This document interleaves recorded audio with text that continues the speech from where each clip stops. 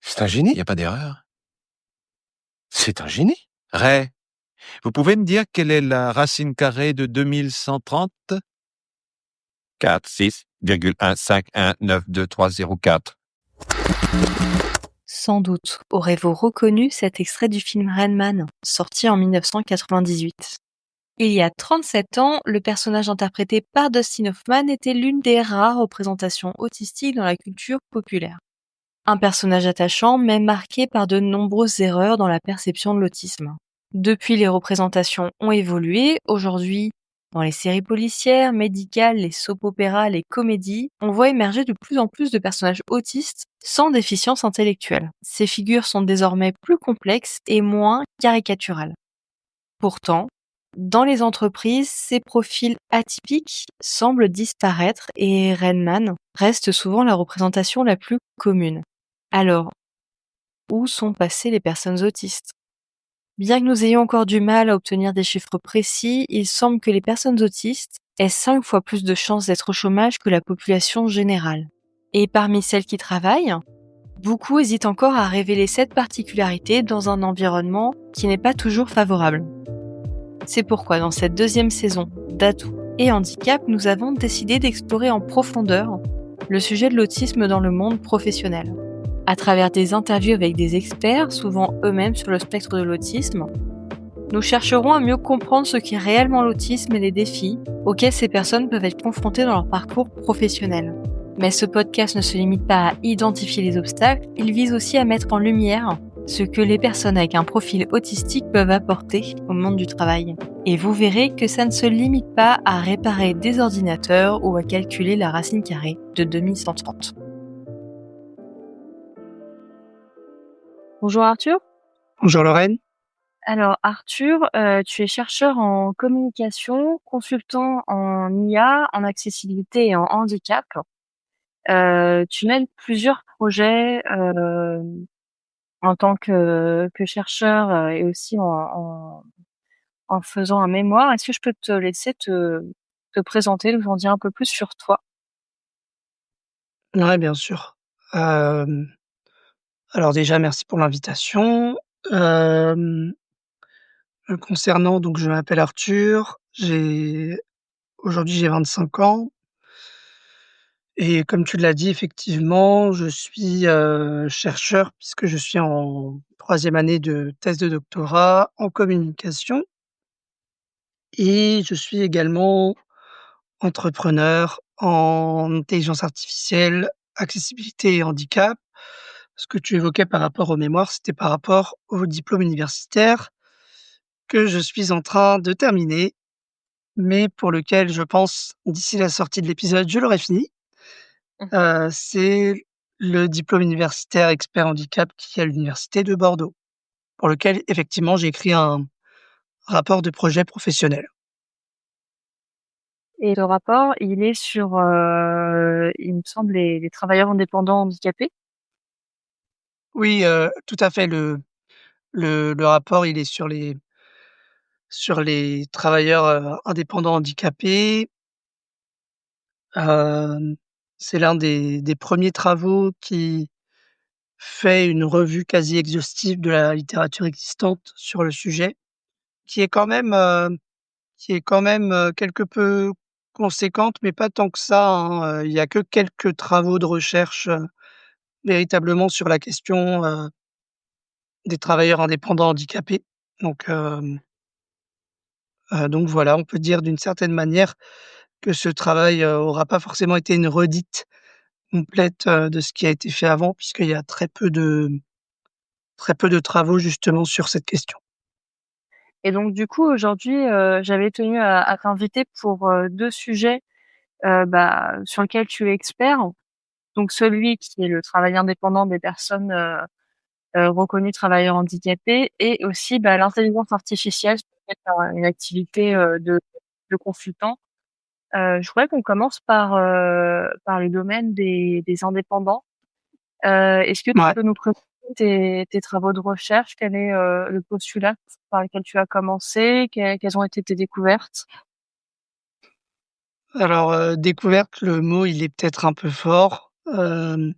Je dirais pas que c'est des découvertes, je dirais plus que c'est des confirmations d'intuition, puisque à l'origine la question pour moi c'était de savoir est-ce que, heu, ce qu'on appelle faussement un statut, puisqu'en fait on parle du statut de travailleur indépendant handicapé alors qu'en réalité ça n'en est pas un, heu, mais on va partir du postulat pour mon explication que c'est un statut et donc c'est un peu la question de savoir, l'œuf ou la poule finalement. Est-ce que ce statut c'est une opportunité pour les personnes en situation de handicap, c'est une nouvelle opportunité de travail ou est-ce que c'est une conséquence finalement d'un marché du travail qui de manière générale n'est pas inclusif et ne leur permet pas d'entrer ou de se maintenir en emploi en tant que personne en situation de handicap?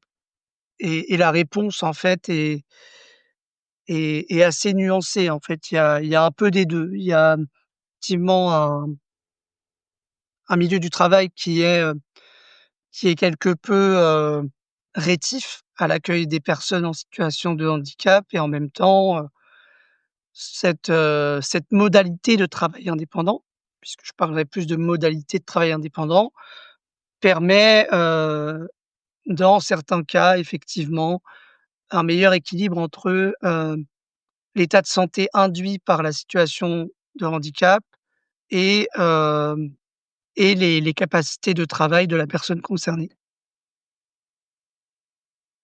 Je pense que ce serait important qu'on définisse, ce que c'est que le statut de travailleur indépendant handicapé. Je commence et tu me complètes. En fait, on a des indépendants, voilà, on peut être soit auto-entrepreneur, je sais pas s'il y a plusieurs statuts pour être travailleur indépendant ou si c'est que auto-entrepreneur, il y a d'autres statuts? En fait, quand on dit travailleur indépendant, c'est pas que c'est un abus de langage, mais c'est un peu, aller vite en besogne, puisqu'en tant que enfin, en tant que travailleur indépendant, tu peux avoir plusieurs statuts puisque tu as l'entreprise individuelle, aussi appelée auto-entreprise et Mmh. c'est mon cas actuellement et tu as d'autres, derrière formes, d'entreprise, tout ce qui est EURL, SASU, SAS, c'est des statuts de société qui font que, par exemple, tu es ton propre patron ou, tu es le salarié de ta boîte et en fait, c'est une vision assez large du travail indépendant. Le travail indépendant ne se limite pas stricto sensu au statut d'auto-entrepreneur. Et puis on peut avoir tous les métiers finalement, hein, qu'on soit comptable, consultant, heu, éducatrice canin, Mmh, il y a un éducateur canin, il y a c'est une modalité, qui existe pour tout le monde, avec une particularité quand on est reconnu officiellement travailleur handicapé, en tout cas que l'entreprise qui nous emploie puisse, déduire une partie de sa contribution obligatoire, avec des calculs savants qui datent de 2018, c'est-à-dire à être, sans rentrer dans les détails, à hauteur de 30 de la main-d'œuvre. Mais voilà, en tout cas, quand on est, travailleur indépendant, reconnu travailleur handicapé, il y a un peu des facilités, je dirais, pour les entreprises qui nous emploient. oui. Alors, effectivement, c'est une facilité et en même temps, je considère que, en fait, ça envoie pas forcément le bon message aussi aux entreprises. Je comprends Mmh. le côté, incitatif pour les entreprises, mais je considère que ça n'envoie pas le bon message aux entreprises parce que ça induit pour les entreprises que parce qu'on est en situation de handicap, en fait, on coûte moins cher et en fait, il y a certaines entreprises qui ne vont avoir aucun scrupule à venir nous dire: «On fait intervenir, complètement pro bono, donc complètement gratuitement et en gros, estimez-vous heureux qu'on fasse appel à vous, ça va vous faire de la visibilité». Tout ça parce que c'est lié soit en tant que personne, on dit explicitement notre handicap et on le revendique comme tel, sur les médias sociaux, soit parce que notre expertise va relever du champ, plus large de la question de la diversité et du handicap, des champs dans lesquels les entreprises pensent, et souvent à tort, que, il y a pas besoin d'expertise et que du coup, si en plus la personne qui intervient est handicapée, on n'a pas besoin de la payer. Donc c'est pour ça que pour moi, la question de la déduction qui en fait n'est enfin effectivement, on va pas forcément rentrer dans les détails, mais il y a eu une réforme récemment qui a changé de mode de calcul pour les entreprises et à grands traits, hem, embaucher des personnes, indépendantes, handicapées, ça a toujours apporté quelque chose à l'entreprise en matière, en matière, fiscale notamment. Mais je pense que la philosophie derrière ça est quand même à interroger, dans le sens où, hem, le message que ça envoie de dire parce qu'en situation de handicap, on apporte des économies à l'entreprise, Mmh. j'ai il y a un raisonnement avec lequel j'ai du mal, quoi. Ouais, en fait, ça venait combler aussi la loi avec les 6 où si on embauche, 6 de travailleurs handicapés en emploi direct, c'est-à-dire des personnes qui sont salariées de l'entreprise, on n'a pas de contribution obligatoire à payer à la GFIP.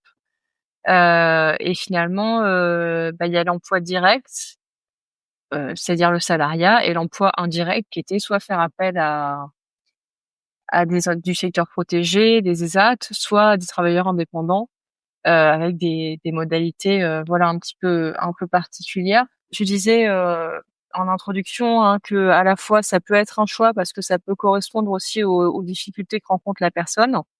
Parfois ça peut être aussi, parce qu'on n'a pas réussi, en tout cas le collectif de travail, on ne trouve pas un collectif de travail qui nous convienne.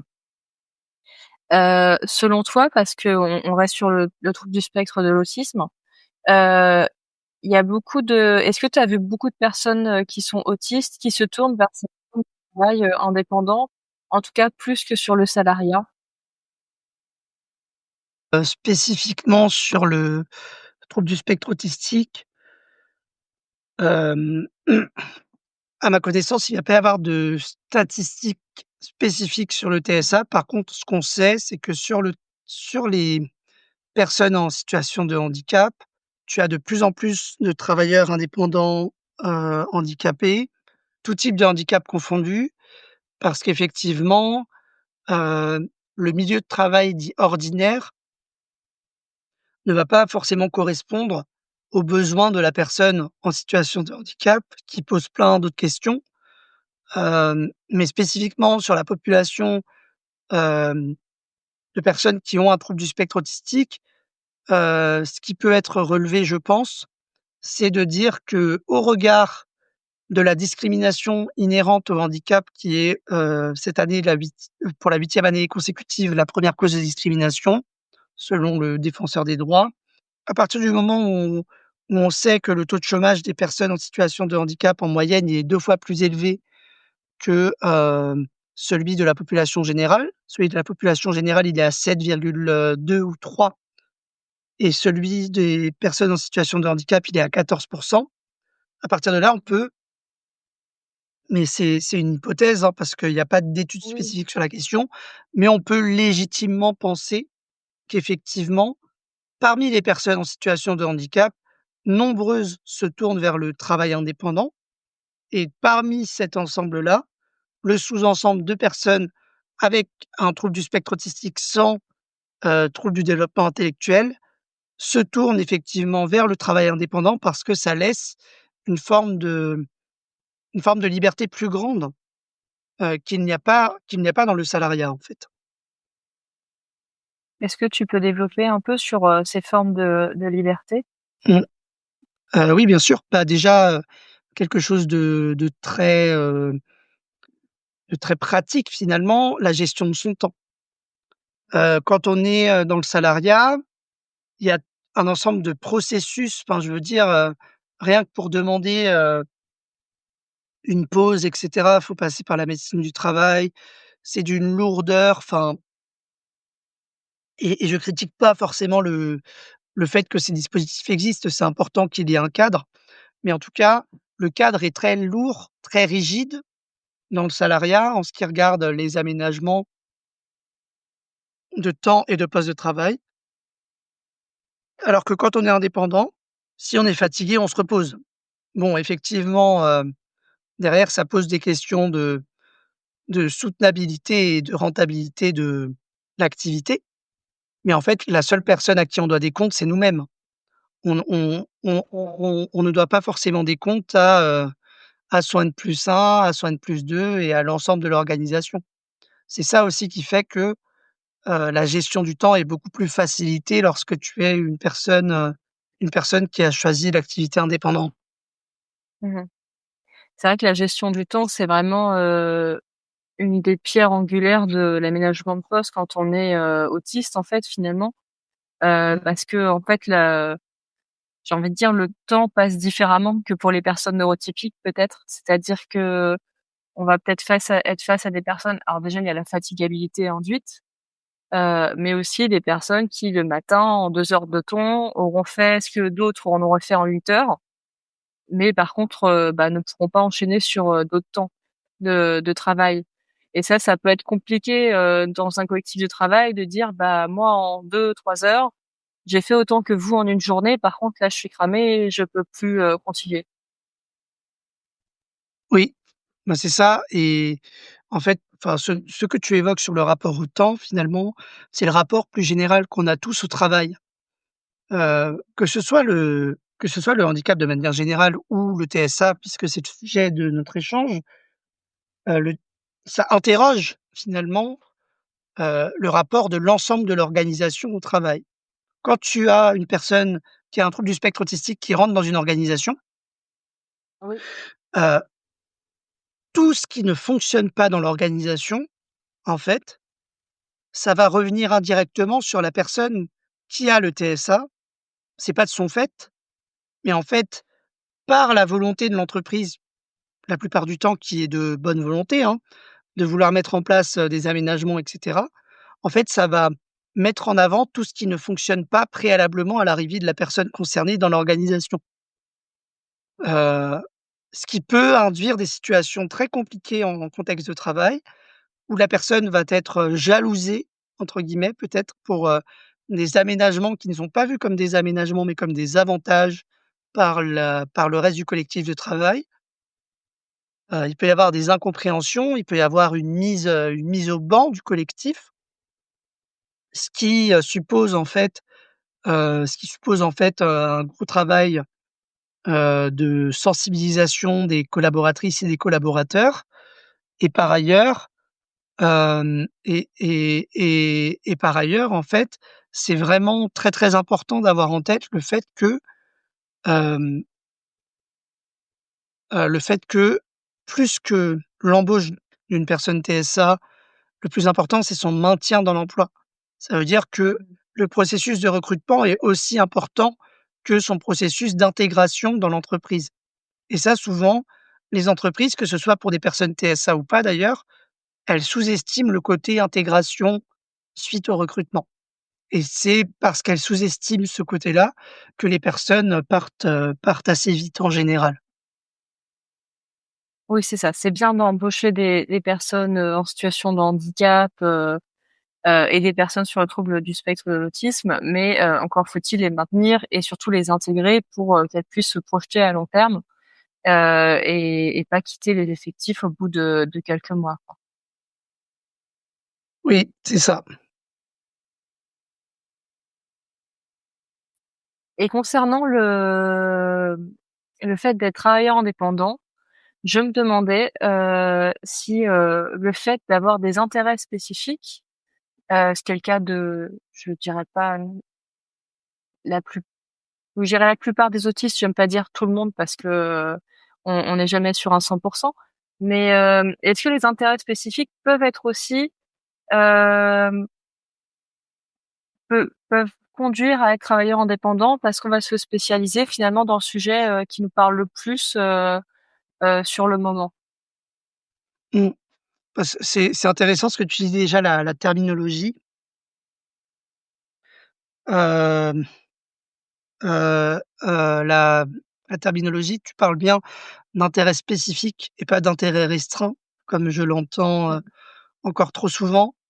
Je préfère cette terminologie d'intérêt spécifique puisque ça renvoie en fait à des spécificités et non à des tares, comme ça pourrait le renvoyer quand on parle d'intérêt restreint. où il y a une vision un peu négative dans le terme de restreint, ce qui est pas le cas ici quand on dit intérêt spécifique. Ceci étant dit,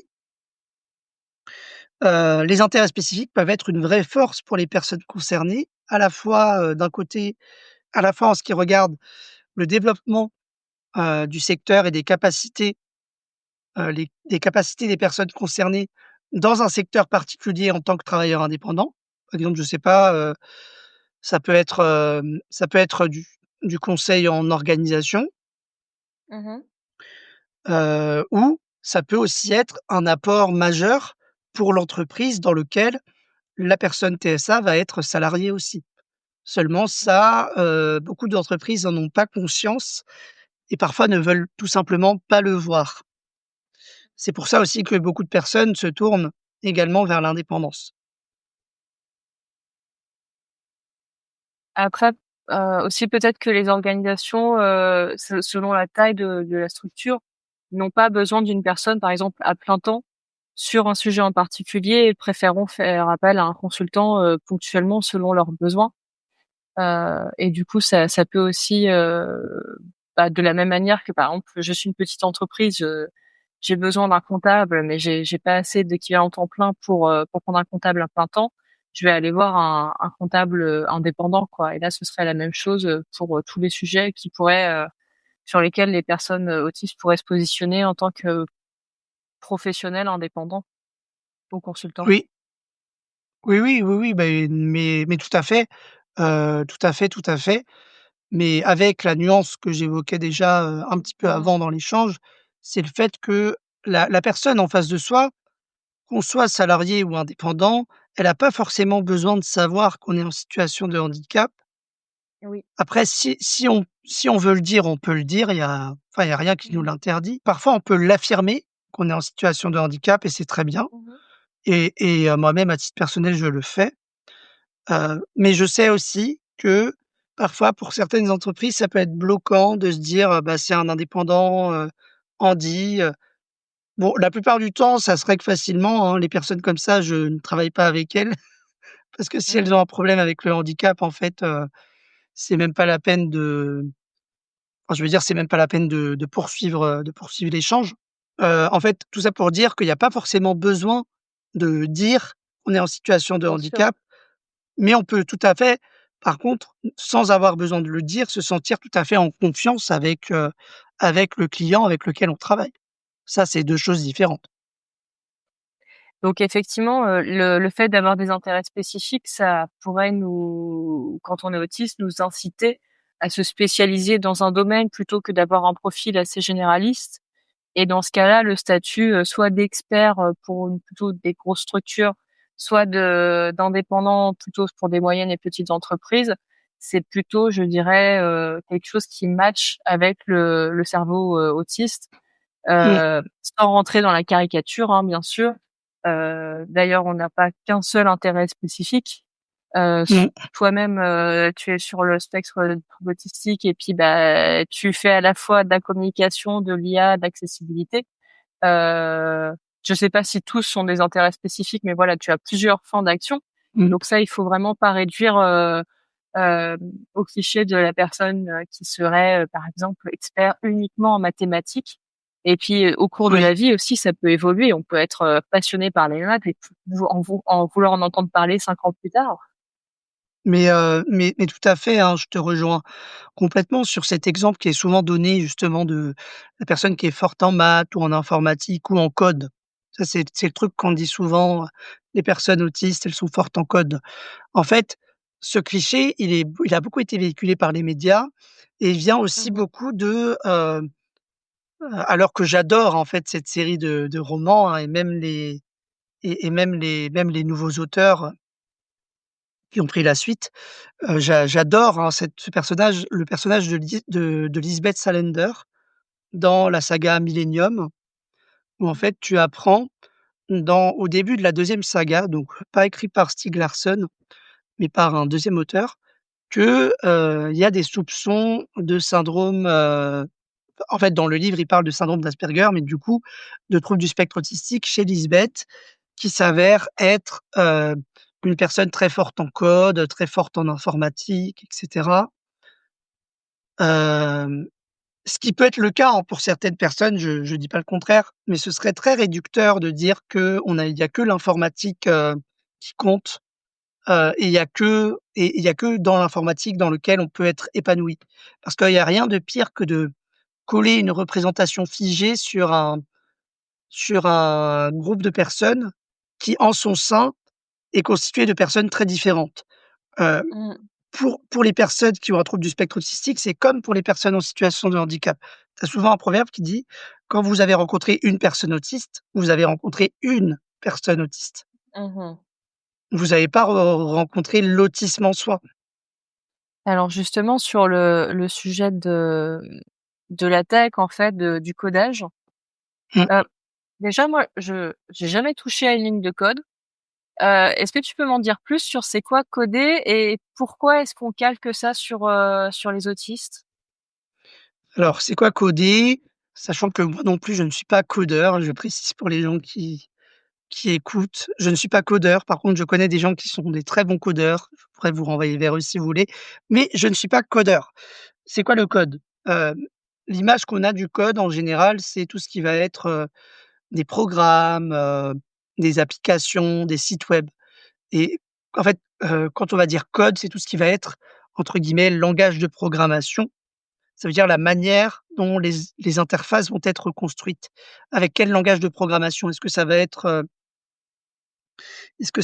du HTML, du Python, du PHP, Mmh. heu, enfin bref, un certain nombre de langages de programmation et Ouais. pourquoi est-ce qu'on colle cette représentation à la personne qui a un trouble du spectre autistique? Parce que ces tâches-là, mais pas que celles-là, hein, mais en tout cas ces tâches-là demandent une rigueur et une minutie et un sens du détail assez important et c'est des qualités qui se retrouvent, beaucoup chez les personnes autistes, hein, que ce soit par leurs intérêts spécifiques ou par leur sens du détail de manière générale. Heu, D'accord. ce qui peut s'expliquer par le TSA et par aussi ce qu'on appelle les troubles associés, qui appartiennent plus largement, aux troubles du neurodéveloppement, au TND, en fait. On associe, bah, voilà, la rigueur, la minutie. Alors du coup, le domaine de la tech, du code et l'autisme, si je te demandais de 0 à 100 à quel point c'est un cliché, tu lui mettrais quelle note? Je dirais 95. 95 quand même? Bah, oui, très, très fort parce qu'en fait, c'est encore une question de représentation de l'autisme, Mmh. à la fois l'autisme dans les médias, Oui. l'autisme pas que comme quelque chose qui concerne, les mâles blancs, mais aussi Mmh. qui concerne des femmes et on le dit pas assez souvent, mais il y a un sous-diagnostic, assez important des femmes. Mmh. Pourquoi? Parce que les femmes, entre guillemets, elles masquent beaucoup plus que ce que vont faire, par exemple, les hommes et on va normaliser, en fait, dans la société, les intérêts des femmes autistes en, en disant que: «Ah bah, c'est normal, c'est une fille, donc c'est normal qu'elle ait cet intérêt-là spécifique sur cette chose-là». Alors que tout de suite, si on a un garçon qui peut te citer, toutes les tailles de train, et tous les trains, miniatures, de, tous les trains miniatures, européens, entre le 18e et le 19e siècle, tout de suite on va dire: «Ah» entre guillemets, «il est bizarre». Alors que Mmh. si c'est une fille qui a, qui a ces mêmes intérêts, on va dire: «Oh bah, c'est normal, c'est une fille, elle s'intéresse à des trucs un peu, voilà, un peu particuliers, mais c'est normal, c'est une fille». C'est des réactions très genrées, en fait, hein. C'est vrai que même si on est une femme, autiste et qu'on a eu la chance de se faire, diagnostiquer, on va pas forcément, contrairement à un homme, nous orienter vers le domaine des sciences et de la technologie. Oui, oui, non, mais c'est ça et en fait, hem, c'est vraiment réducteur, en fait, que de représenter les personnes autistes comme comme n'étant bonnes qu'à une chose, qu'à un domaine. Les capacités qui sont présentées dans le domaine en question, la rigueur, la minutie et cetera. En fait, c'est des compétences qu'on appelle transversales, qu'on peut avoir dans beaucoup de métiers différents. À partir du moment où ça fait partie des intérêts de la personne ou de ce qui fait sens pour elle, elle peut aller dans tous les métiers sans forcément être, codeur, codeuse ou un génie des maths, quoi. Et on associe aussi alors, la figure de l'autiste à voilà, comme tu dis, quelqu'un de genre masculin, quelqu'un de blanc et aussi et ça va, aussi, dans le package souvent, un geek en fait. Souvent, on associe le fait d'être, autiste à être, geek. Alors de manière complètement formelle, en sans faire aucune étude, sans aucune, preuve scientifique, si je te demandais un pourcentage sur le cliché du geek et de l'autisme? En fait, c'est comme dans tous les clichés, mais tu as toujours une partie de réalité, mais déformée, en fait.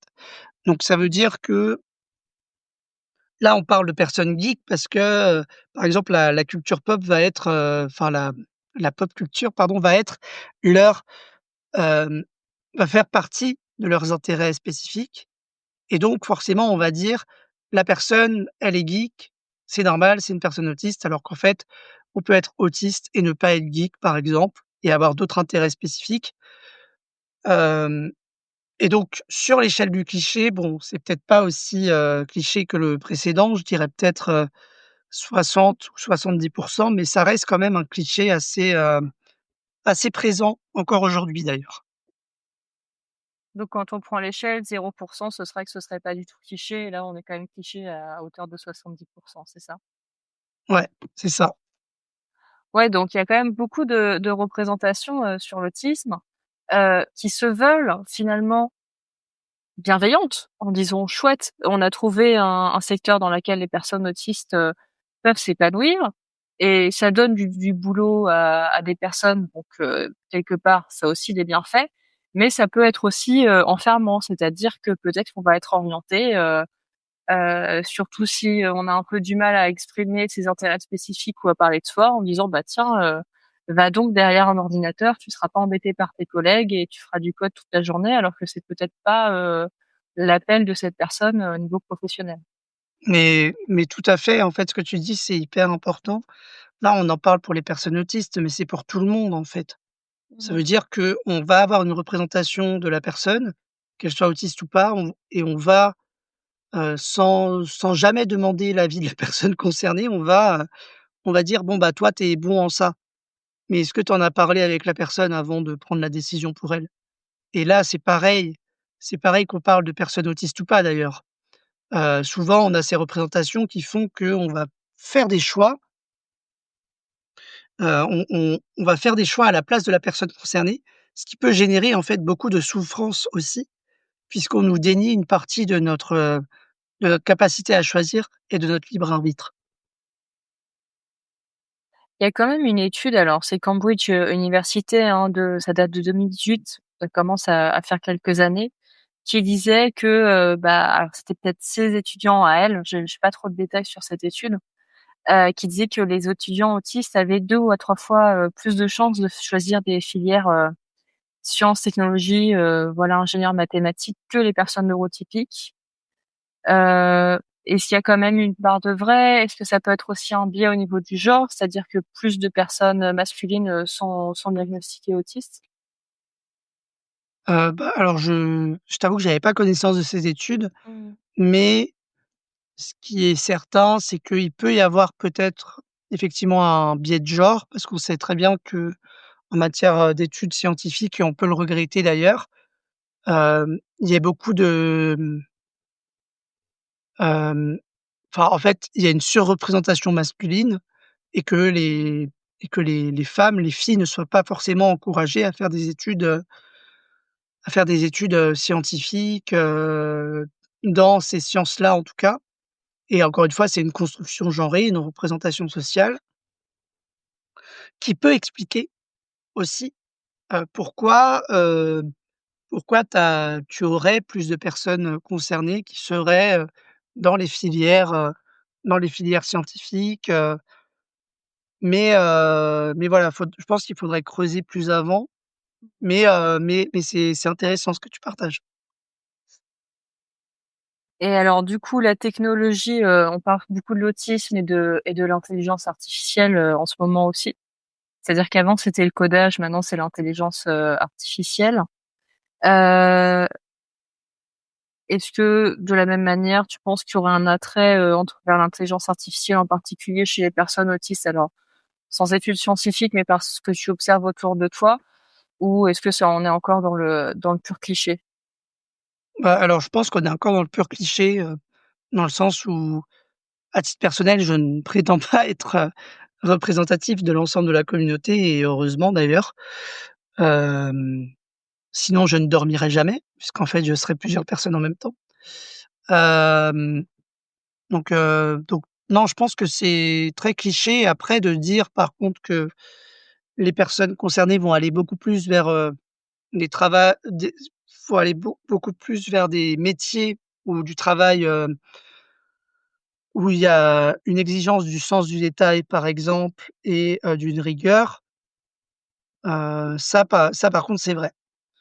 Parce que lié aux troubles du spectre autistique et aux troubles associés, il y a quand même cette volonté en fait d'être très, carré, très organisé, ce qui va être un ce qui va être un plus indéniable pour un certain nombre de métiers. Ouais. Après je pourrais pas forcément te dire de métier spécifique comme il y a autant de trajectoires professionnelles que de personnes, mais ce qui est sûr, c'est Mmh. que peu importe le métier occupé, il y aura toujours cette volonté de, d'être organisé, d'être carré, dans la manière dont on réalise, nos tâches ou notre travail. Mmh. Oui, en fait, peu importe le métier parce que, en fait, 2 personnes vont peut-être faire le même métier de manière complètement différente. C'est ça. Ouais, donc finalement, faut peut-être pas chercher, quel métier peuvent faire les personnes qui sont sur le trouble du spectre autistique, mais en fait, dans tous les métiers qui s'offrent à tout à chacun, quels vont être les avantages, différentiels qu'ils vont avoir, dans chacun de ces métiers selon, ce qui les intéresse, en fait, finalement, ce qui leur convient en termes de contexte aussi. Tout à fait, tout à fait. Je pense que tu l'as très bien dit.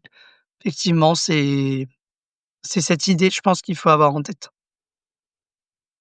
Et alors, autant, la technologie, on l'a redit, hein, c'est pas parce qu'on est autiste qu'on doit travailler dans le domaine de la technologie et de l'intelligence artificielle.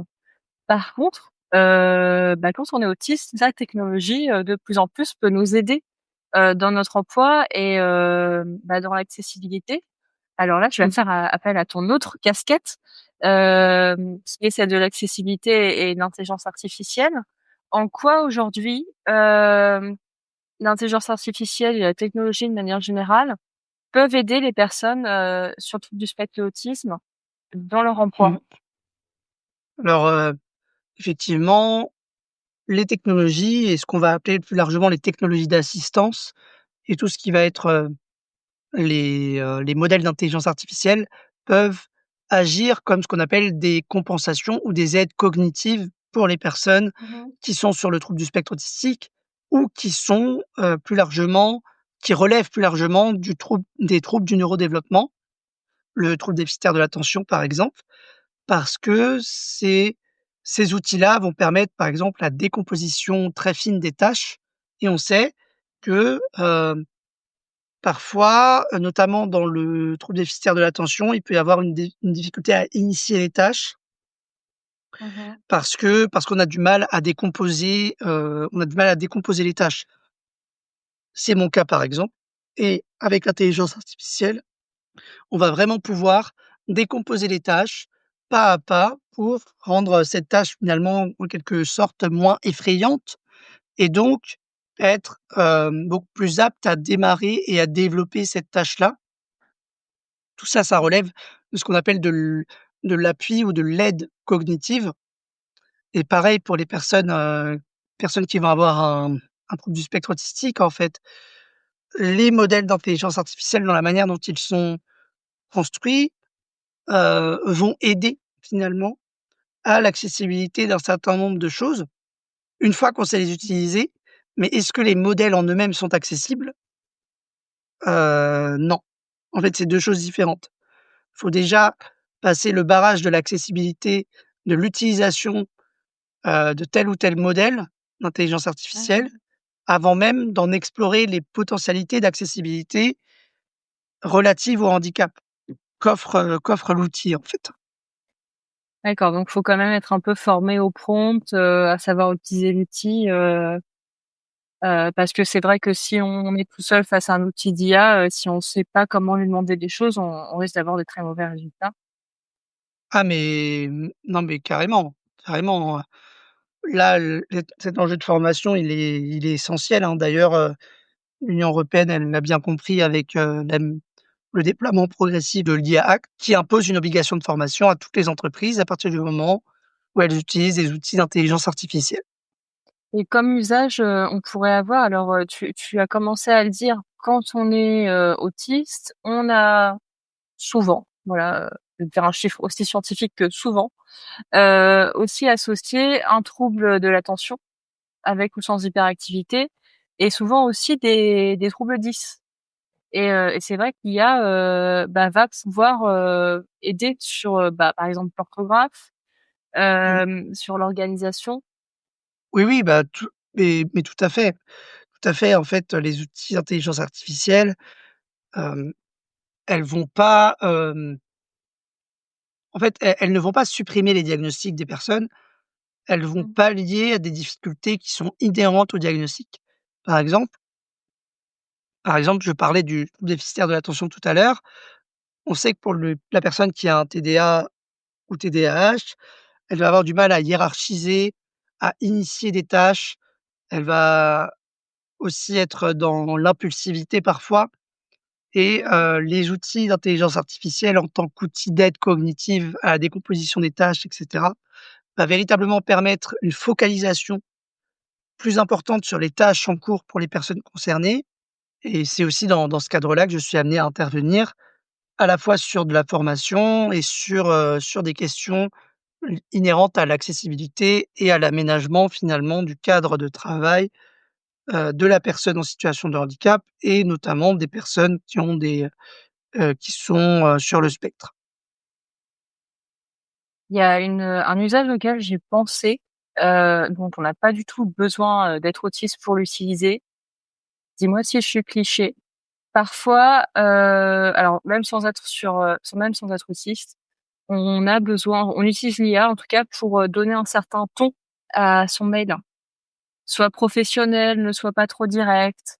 Et est-ce que, j'ai peur d'être très cliché, mais par exemple, peut-être que si je suis autiste, je peux avoir des risques d'être un peu abrupte dans mes réponses, dans mes mails, par exemple, et que l'IA pourrait aussi, m'aider sur ce sujet-là, en réécrivant mes mails, par exemple. Alors abrupt, je sais pas, mais en fait, tout ce qu'on est en train de dire depuis tout à l'heure, Mmh. c'est hyper important pour les personnes autistes, mais en fait, ça montre bien que ce qui fonctionne pour les personnes autistes fonctionne aussi pour l'ensemble de la population. Mmh. Effectivement, pour la reformulation des mails, l'IA va très bien pouvoir le faire, et ça peut aider dans le contexte, par exemple, de certaines personnes qui peuvent être, parfois un peu brutes de décoffrage, dont moi-même parfois je peux l'être également. Hem, donc ça peut aider, mais finalement ça aide tout le monde. Pareil, pareil pour le SMS. Aujourd'hui, tout le monde utilise le SMS, alors qu'à l'origine, c'était pour les personnes en situation de handicap. Et donc du coup, l'IA peut aider, quand on est, pour l'aménagement de poste, mais l'IA peut aussi aider les personnes autistes, heu, sur le fait d'accéder, en fait, finalement, à un travail, de candidater. On propose à tous les candidats aujourd'hui, hein, d'utiliser l'IA pour, les lettres de motivation, pour bien comprendre les fiches de poste, mais j'ai l'impression que c'est d'autant plus intéressant pour les personnes autistes. Alors oui et non. Alors oui, Mmh. oui, dans le sens où les applications de l'intelligence artificielle vont pouvoir aider aussi les personnes autistes sur, Mmh.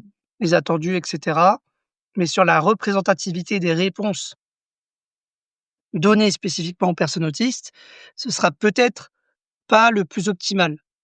Tout simplement parce que les données d'entraînement des modèles d'intelligence artificielle, on sait très bien qu'elles reproduisent, en tout cas pour l'instant, les biais et les discriminations du monde réel.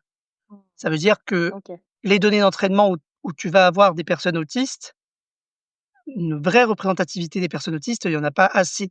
Ce qui fait que les réponses qui vont être données par l'intelligence artificielle, même en précisant qu'on est une personne autiste, les réponses ne vont pas forcément être, pleinement, à propos, spécifiquement pour une personne autiste. Par contre, les apports de l'intelligence artificielle pour les personnes autistes peuvent être du même genre que l'ensemble, de la population sur la simplification, des choses, sur la reformulation de choses, mais spécifiquement pour les personnes autistes, les réponses ne seront peut-être pas les plus à propos. Est-ce que ça peut permettre aussi, alors parfois on dit que l'autisme, et la neurotypie, c'est 2 langages différents. Est-ce que l'intelligence artificielle peut aussi jouer le rôle de traducteur entre ces 2 langues? Oui, effectivement, alors faut savoir de manière générale que l'intelligence artificielle, est de plus en plus utilisée pour des travaux de traduction, ce qui pose des questions en matière, d'emploi pour les traducteurs, humains, les personnes réelles. Hem, Effectivement, l'intelligence artificielle, sur le principe, peut le faire, mais encore une fois, ça va poser la question de comment le modèle est entraîné, quelle est la représentativité de la manière dont va dont vont communiquer 2 personnes autistes entre elles. Est-ce que cette représentativité, elle va être présente dans les données d'entraînement? Si elle est présente, alors la «traduction» entre guillemets d'un langage neuroatypique vers un langage neurotypique va pouvoir être fait notamment par le biais de l'intelligence artificielle. Si cette représentativité n'est pas là, alors, hem, sur le papier, ça pourra être fait parce que l'IA dira: «OK, je fais ça et ça veut dire ça», mais en réalité, la génération qui aura été faite ne sera pas forcément, la plus représentative du langage neurotypique. D'accord. Alors je crois qu'on a entendu pas mal de clichés là pendant notre entretien, entendu le coup à pas mal de clichés. Pour conclure, je te demanderais le cliché, heu, que tu voudrais voir disparaître, celui qui te semble le plus important en tout cas, aujourd'hui? Le cliché que j'aimerais voir disparaître, je dirais que c'est, que la personne autiste se tape forcément la tête contre les murs, Mmh. hem ne sait pas gérer ses émotions ou alors la personne autiste n'a pas d'empathie. Ça, c'est quelque chose que j'entends beaucoup, que j'en ai un peu marre d'entendre aussi. C'est pas que les personnes autistes n'ont pas d'empathie, c'est qu'elles vont vivre l'empathie de manière différente. C'est intéressant que tu amènes le sujet de l'empathie, Mmh, parce que déjà c'est un des clichés les plus dévastateurs, je trouve, sur l'autisme. C'est pas parce qu'on fait différemment qu'on ne fait pas, donc c'est pas parce qu'on a une oui, empathie qui est différente qu'elle est absente, oui. et ou inefficace.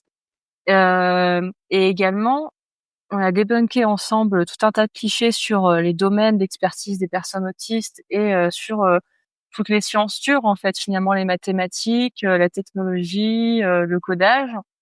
Et Mmh. pourquoi est-ce qu'on oriente aussi les personnes autistes vers ces métiers-là? Parce qu'on s'imagine que ce sont des métiers qui ne demandent pas d'empathie puisqu'on est, pas d'homme à homme, mais d'homme à machine, finalement. Oui. Bah, ce qui est assez paradoxal, en fait. Effectivement, on oriente les gens, mais c'est justement parce que je pense que les personnes normées ont conscience ou peut-être inconsciemment pensent que, hem, qui mieux qu'une personne non normée peut comprendre quelque chose qui est radicalement différent de nous, en l'occurrence les machines. Alors qu'en réalité, on montre par là même qu'on est capable de faire preuve d'empathie, capable de se mettre dans des situations différentes, capable d'apporter quelque chose et non de manquer de quelque chose, puisque ces compétences, elles sont recherchées et que ça apporte au reste du collectif de travail. C'est-à-dire que, savoir communiquer avec une machine serait finalement une marque d'empathie plutôt qu'un manque. Alors savoir communiquer avec une machine, je ne sais pas, mais savoir en tout cas avoir des interactions, différentes et avoir des chemins de réflexion différents, ça Ça, c'est, à mon sens, un signe, d'empathie, très fort que peuvent avoir, les personnes, notamment les personnes, qui ont un trouble du spectre autistique. Merci beaucoup pour ces échanges, Arthur. Eh bien, merci, merci Laurette. Vous avez écouté Atout et Handicap, le podcast qui donne de la hauteur à votre politique handicap. Si cet épisode vous a touché, intéressé ou fait réfléchir, partagez-le autour de vous et mettez-nous 5 étoiles sur votre application de podcast préférée. Ça nous aide à toucher encore plus de monde. Si vous avez envie d'échanger avec nous, retrouvez-nous sur LinkedIn, Instagram ou sur notre site internet. Merci à tous!